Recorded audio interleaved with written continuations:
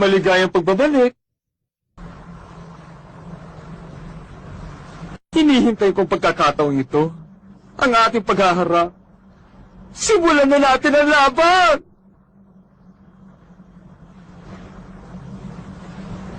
Ito ang dahilan kung ba't ako sumali. Hindi pala.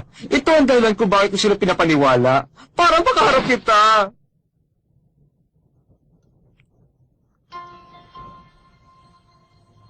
Sa palagay ko, hindi ko nakakailanganin tumula ngayon.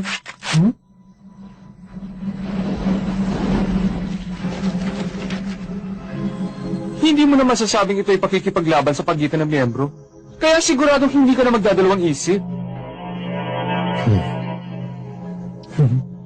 Naintindihan ko na. Dahil hindi ka pala tunay na miyembro ng Riyadhan, pwede na. Maaari na ako magsalita sa iyo ngayon.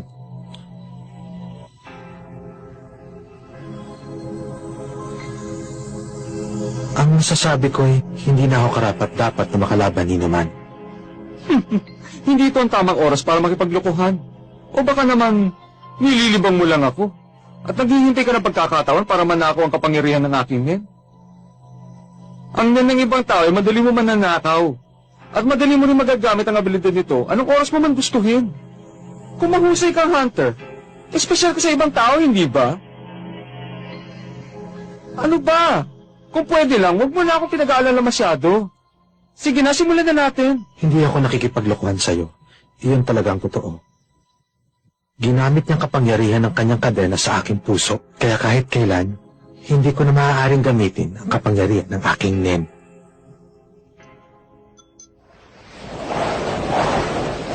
Wala akong balak na sumakay sa mga walang kwenta mong patawa, pinuno. Dahil ang kapangyarihan mo ay perpekto at walang hanggan. Sa mundong ito ay hindi ka kayang tapatan ng kahit na sino pa man. Kaya ikaw, ang aking, matagal na hinihintay na makalaban.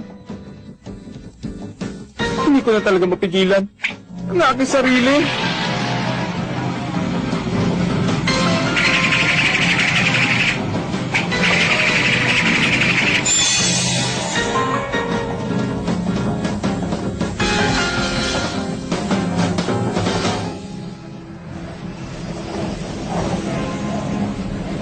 Nasayang lang ang panahon ko sa paghihintay sa araw na ito. Wala kang kwenta.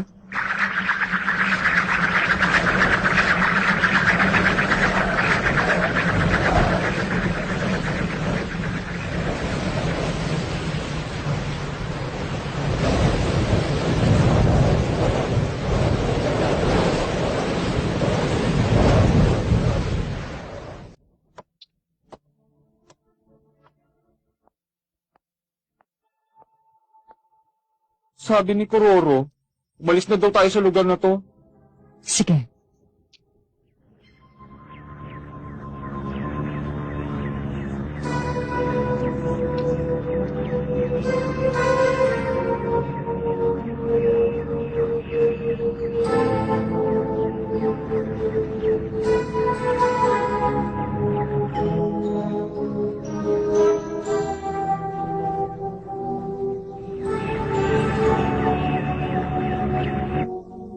Paano ka nakatakas sa kanila? Meron akong kaibigan na mahusay magbalat kayo. Huwag ka na mag-alala, Pakunoda. Mula sa araw na ito, wala na akong intensyon na tapusin ang buhay ni Kuroro. Dahil mag-aaksaya lang ako ng panahon sa isang walang silbing laruan. Maaari ka na ngayong umalis. O paano? Alis na ako,